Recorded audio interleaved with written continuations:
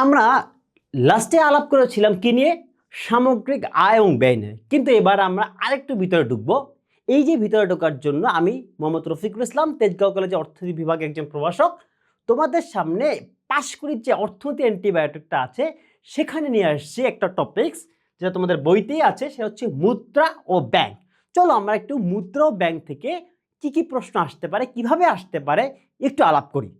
এইখানটাতে প্রথমে যদি আমি যাই, যে আমরা প্রথমে দেখব মুদ্রা বলতে আমরা কি বুঝি, এবং এরপরে আমরা ব্যাংকের ধারণা এবং কার্যাবলী, মানে মুদ্রা দেখলাম তো ব্যাংকের ধারণা কার্যাবলী, বাণিজ্যিক ব্যাংকটা একটু আলাপ করব। যখন বাণিজ্যিক ব্যাংকের কথা বলি তখন কেন্দ্রীয় ব্যাংকের কথা চলে আসে, সেই কেন্দ্রীয় ব্যাংকটা আলাপ করব, এবং শেষে হচ্ছে মুদ্রা, ব্যাংক এবং অর্থনীতি তিনটার ভিতরে পসিবল কি সম্পর্ক থাকতে পারে এইটা একটু আলাপ করব। সাথে সাথে আমরা দেখব আমাদের সামনের বিশ্ববিদ্যালয় পরীক্ষায় কিরকম কি প্রশ্ন আসতে পারে, এবং আমরা যেহেতু বিশ্ববিদ্যালয় ভর্তি পরীক্ষায় ভালো করব, অন্ততকে পাশ করব, তার মানে আমরা সেখানে কি উত্তর দিব। চলো দেখি। প্রথমে আমরা যদি দেখি মানি মানে মুদ্রা জিনিসটা কি, সবার কাছেই তো টাকা পয়সা আছে, মুদ্রা আছে, মানি আছে। দেখো মুদ্রার ব্যাপারে একটা দুঃখ আছে আমার, সেই দুঃখটা কি জানো? দুঃখটা আছে টাকা দিয়ে কোনো কিছু হয় না। কিরকম? টাকা চিবাইয়ে খাওয়া যায় না, টাকা দিয়ে বাতাস খাওয়া যায় না, মানে টাকা দিয়ে আমি কোনো কিছুই করতে পারি না। কিন্তু টাকা দিয়া যা যা লাগবে তা সব আমি কিনে ফেলতে পারি। তার মানে এই যে মুদ্রাটা, এটা হচ্ছে একটা মাধ্যম, যে মাধ্যমে আমি কি করি, মাধ্যমে আমি হচ্ছি দ্রব্য বা সেবার লেনদেনটা আমি সম্পন্ন করি। তার মানে money is the medium of exchange, মানে মানি হচ্ছে ওই মাধ্যম যে মাধ্যমটাকে ব্যবহার করে আমি কি করতে পারি, আমি লেনদেন করতে পারি। এই এক নম্বর এমসিকিউ গেল, যে মানি একটা মাধ্যম, এই মাধ্যম কোন কাজে লাগে, আমার লেনদেনের কাজে লাগে। কিন্তু অর্থনীতিতে টাকা বলতে তুমি তোমার মানি ব্যাগে রাখা ব্যাংকের কোনো কার্ড, অথবা তোমার মানি ব্যাগে রাখা শুধুমাত্র কয়টা কয়েন বা 500 টাকা, 1000 টাকা বা 200 টাকা, 100 টাকার নোটকে বোঝায় না। অর্থনীতিতে মুদ্রা বলতে চেক, ব্যাংক আমানত, মানে যেসব ডকুমেন্ট দিলে কারো কাছ থেকে টাকা পাওয়ার সম্ভাবনা আছে সেগুলো কিন্তু মুদ্রাতে তারা ইনক্লুড করে। এবং মুদ্রার সবচেয়ে গুরুত্বপূর্ণ ধারণা, তার মানে এখানে যেমন দুইটা এমসিকিউ গেল, এখানে আরেকটা এমসিকিউ হচ্ছে মুদ্রা শুধুমাত্র টাকা নয় বা কারেন্সি নয়, সে চেক, ব্যাংক আমানত ইত্যাদিও মুদ্রার সংজ্ঞার ভিতরে পড়ে। এখন কথা হচ্ছে মুদ্রার অন্যতম গুরুত্বপূর্ণ ধারণা হচ্ছে ক্রয় ক্ষমতা বা পারচেজিং পাওয়ার। এখন প্রশ্ন হচ্ছে এই পারচেজিং পাওয়ারটা কি? পারচেজিং পাওয়ার হচ্ছে একটা মুদ্রা বা একটা টাকা, 100 টাকা কি পরিমাণ কিনতে পারে, মানে তার ক্রয়ের ক্ষমতা। এখন হচ্ছে নির্দিষ্ট পরিমাণ অর্থ দিয়ে আমি যে পরিমাণ সেবা ক্রয় করা যায় সেটাকে আমরা বলছি হচ্ছে ক্রয় ক্ষমতা। কিন্তু এখানে বিষয়টা হচ্ছে এইটা আমার হচ্ছে কত নম্বর, থার্ড একটা এমসিকিউ যেতে পারে। ফোর্থ যেটা হচ্ছে যখন কিনা দাম আসতে পারে, সবকিছুর যখন দামটা বৃদ্ধি পায় তখন কিন্তু আমরা কম দ্রব্য কিনতে পারি, অর্থাৎ টাকার দাম কমে যায়, মানে জিনিসপত্রের দাম বাড়লে টাকার দাম কমে যায়। যদি প্রশ্ন কঠিন হয় তাহলে এই 4 নম্বর এমসিকিউটা আসতে পারে। 5 নম্বরটা হচ্ছে যে যেমন দাম স্তর বাড়লে যেমন টাকার ক্রয় ক্ষমতা বাড়ে, আবার একইভাবে টাকার পরিমাণ যদি বাড়ে তখন টাকার দাম কমে যায়, মানে তখন টাকা হচ্ছে আগের মতো পণ্য বা সেবা ক্রয় করতে পারে। মানে অর্থের পরিমাণ যখন বৃদ্ধি পাবে তখন হচ্ছে কি হবে, তখন মুদ্রার ক্রয় ক্ষমতা হ্রাস পাবে। যদি প্রশ্ন আরো কঠিন হয় তাহলে এই 5 নম্বরের এই এমসিকিউটা আসতে পারে।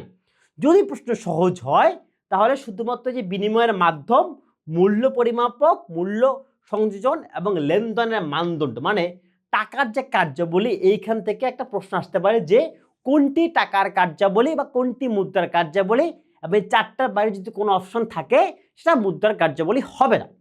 এখন আমি যদি যাই ব্যাংকের ধারণা, আমরা তো সবাই ব্যাংক শব্দটার সাথে পরিচিত, তাহলে ব্যাংকের ধারণাটা কি, ব্যাংকের কাজ কি?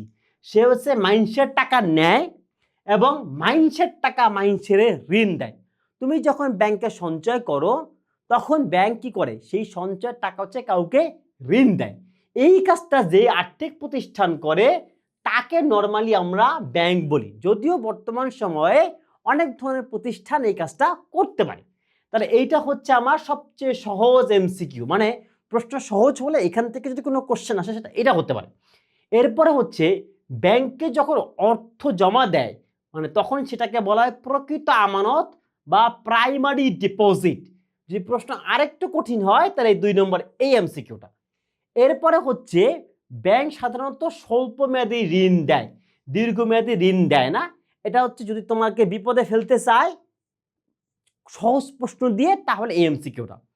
এবং হচ্ছে ব্যাংক কিন্তু বর্তমানে শুধুমাত্র টাকা জমা এবং ঋণ না, এর বাইরেও সে কিন্তু অনেক ধরনের কাজ করে। যেমন ধরো সে চেক প্রদান করে, সে রেমিটেন্স দেয়, সে বৈদেশিক বাণিজ্যে যে সহযোগিতা আছে সেটাও সে প্রোভাইড করে।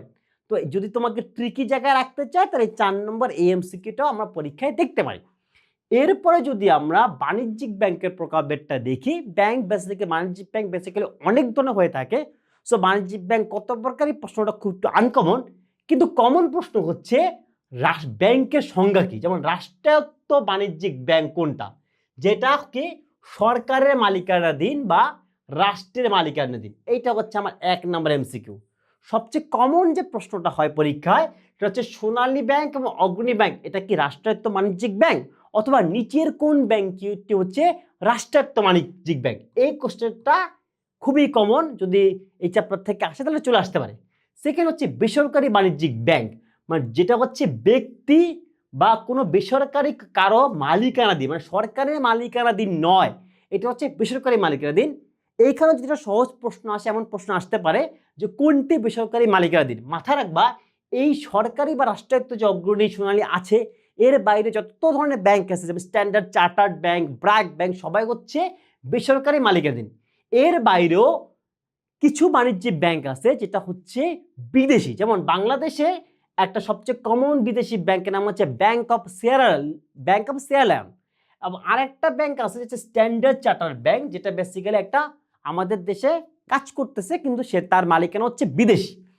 এর বাইরে নির্দিষ্ট কিছু উদ্দেশ্যে আবার কিছু ব্যাংক থাকতে পারে, যেমন ধরো কৃষি ব্যাংক বা অথবা শিল্প ব্যাংক। এই কৃষি ব্যাংক শিল্প ব্যাংক কিন্তু নর্মালি সঞ্চয় সংগ্রহ করা এবং ঋণ দানের মধ্যে সীমাবদ্ধ নয়। যেমন বাংলাদেশ কৃষি ব্যাংকের ম্যান্ডেটটা হচ্ছে কৃষিকে উন্নত করা।